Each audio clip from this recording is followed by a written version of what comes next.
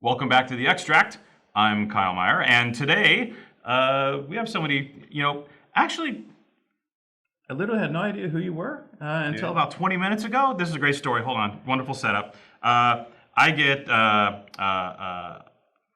what do I call it? I'll call it a drunk text last night from a fellow employee of ours, one of my staff, and he's having the time of his life. And he's sending me texts going like, "Oh my gosh, there's this guy, Brent Marris, Marisco Vineyards. You have to interview this guy. Oh my God."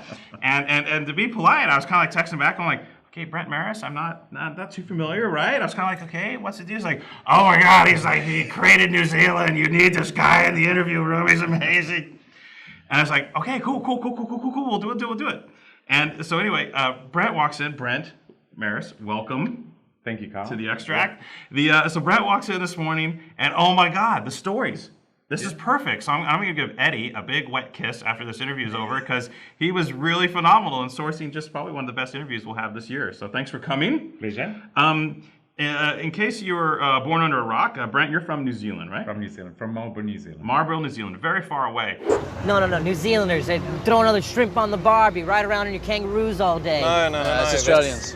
You're thinking of Australians, that's not us. I've totally confused you with Australians. I feel terrible. Oh, no. Your accents are just kind of similar. Our accents are completely different. They're like, "Where's the car?" And we're like, "Where's the car?" And okay, you said Marlborough, New Zealand. This is unique because how many winemakers in Marlborough, New Zealand are from Marlborough, New Zealand, or who? Well, when I started, I was the first. You were the first? I was the first. I was the first qualified, born and raised winemaker from Marlborough. There you go. So you think about it, one of the biggest wine growing area in New Zealand, right? Yep. Right, okay. Home to many of the world's greatest Sauvignon Blancs, et cetera. Yes. And you were the first born and raised hometown boy making wine in Marlborough. Well, that's what happens when you start off with a whole property that's full of sheep, a whole valley full of sheep, and a big company comes along and says to my dad, "Hey, how about you go and buy some land because we're going to look at planting some vines."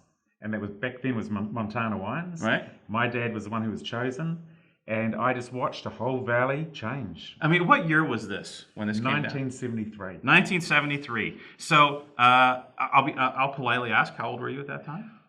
I was 11. You were 11? Okay. So you already kind of knew what was going on.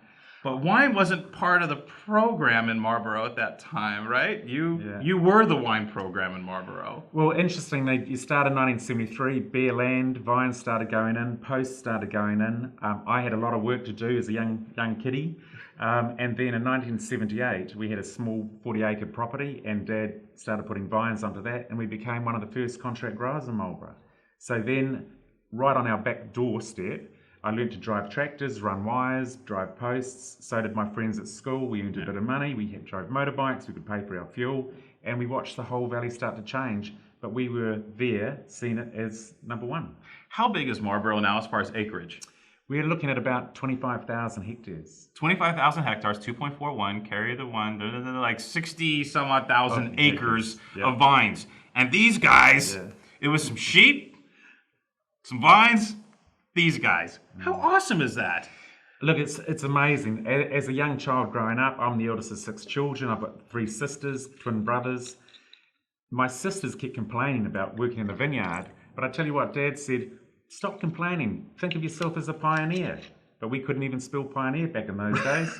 And now I look back on it, and I couldn't think of it being a more privileged way of growing up in Marlborough and the vines and taking something like these wines to the world. So you started getting involved in this in around 1819, which still we're talking 80?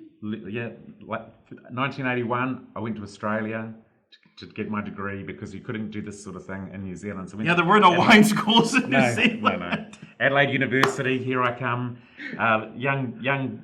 I took my guitar, I took my bag, said bye to Mum and Dad, went across the water, and started a degree in winemaking in the Barossa Valley. So did you come back winemaking straight away? Because at that time, the acreage I'm sure had kind of like popped a little bit by the time even you got back from school. Yeah.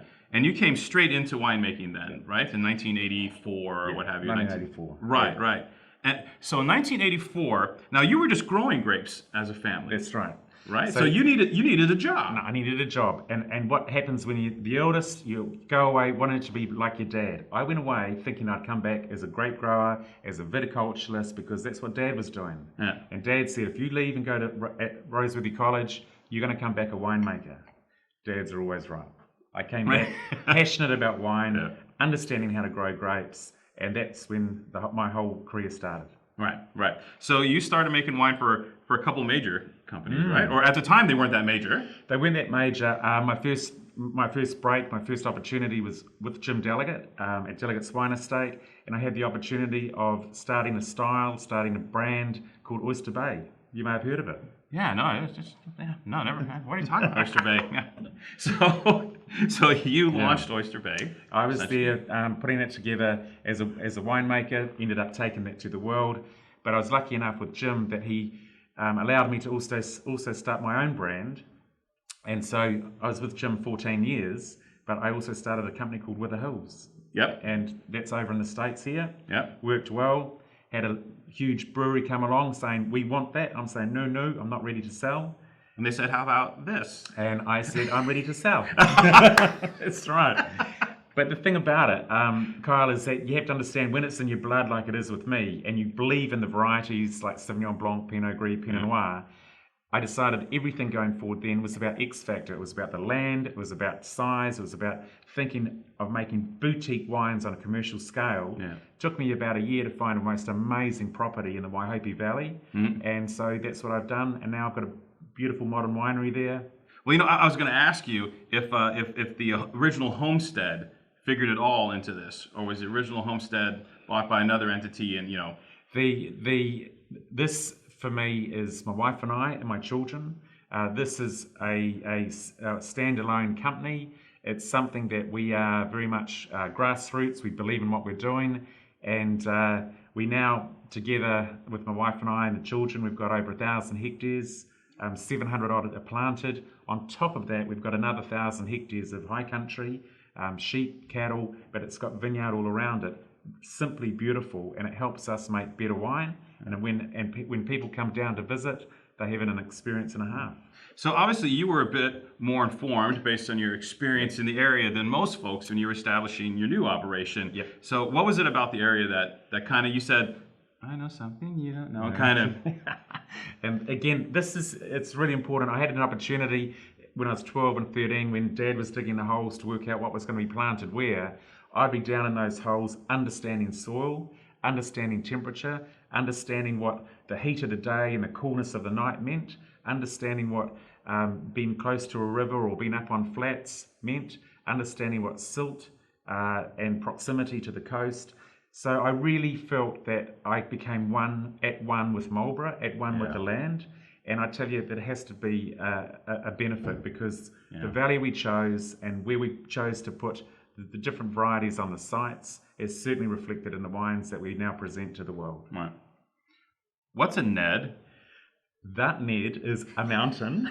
It's a mountain that sits in the Wither Hills of Marlborough. It's a mountain that I used to climb as a young child, go hiking, go camping. I had horses, motorbikes.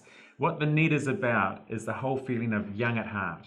And so with the branding, with the whole calligraphy, with the contours on the label itself, and when you try the wines, it's all about that smile on your face. It's about fruit purity. It's about focus.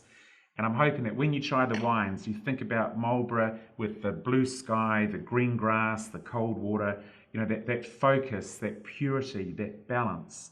And that's what, if you're standing on the property looking at the Waihope River, trying these wines, looking up at the Ned Mountain, hopefully that's what you feel. So that's what that brand's all about.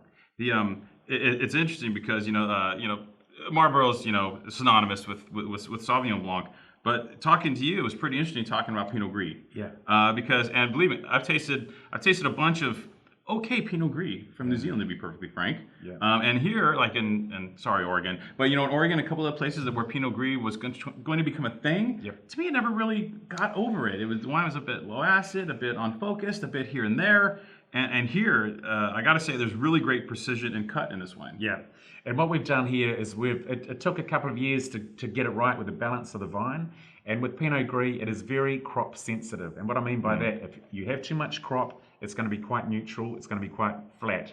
If you end up getting the crop loading right and you get it into a valley like we have with our Indian summers, what we have done is we've gone through and harvested the fruit. We then take the fruit into the winery and we actually leave it in the press for about 12 hours and give it that skin contact. Yep. Here, it's about dryness, it's about freshness, it's about weight, and then there's that little bit of hint of slightly salmon blush colour, and that's what we get in our Pinot Gris. And that's why the Ned Pinot Gris at home has become the #1 go-to Pinot Gris, the #1 selling Pinot Gris in New Zealand.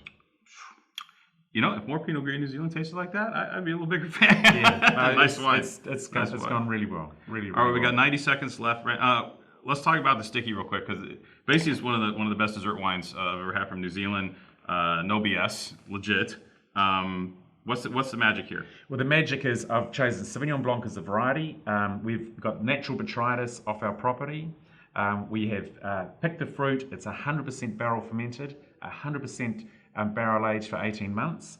This is about sweet up front, dry on the finish. This is about going for that second glass. Yeah. Not too cloying, not too much. This is about beautiful balance, weight, like the other wines. Dessert wine with like wicked good acidity. Yep. Again, that's so critical, and it's so funny being in New Zealand, cool climate place. How many of these examples of the genre end up being a little flabby, a little diffuse, without the focus, and this one has that focus. If you look at the great wines out of Barsac and Saturn, Chateau Yquem, Cute, Rua Sec, that's what this is like. It's got that beautiful dryness, it's got that beautiful appeal, a little bit of orange peel, pithy. It's something that doesn't show any oak at all, but it is about, not the variety, about a quality sweet white wine. Brilliant. Well, you know, I'm going to thank Eddie for launching this one today, and thank you, Brent, for making it in today. This is awesome. Pleasure. And completely unexpected, but that's why we do this. Yeah. Because it's fun. You never know who's going to roll into the extract, into the best wines tasting room. And my gosh, this was really cool. Oh, it's a pleasure. No, it's great to be here, show you the wines, show you what we do, and at the end of the day, we love it, and we hope your consumers love it too. Yeah. Congrats, man. Thank you. Cheers. Cheers. Yeah.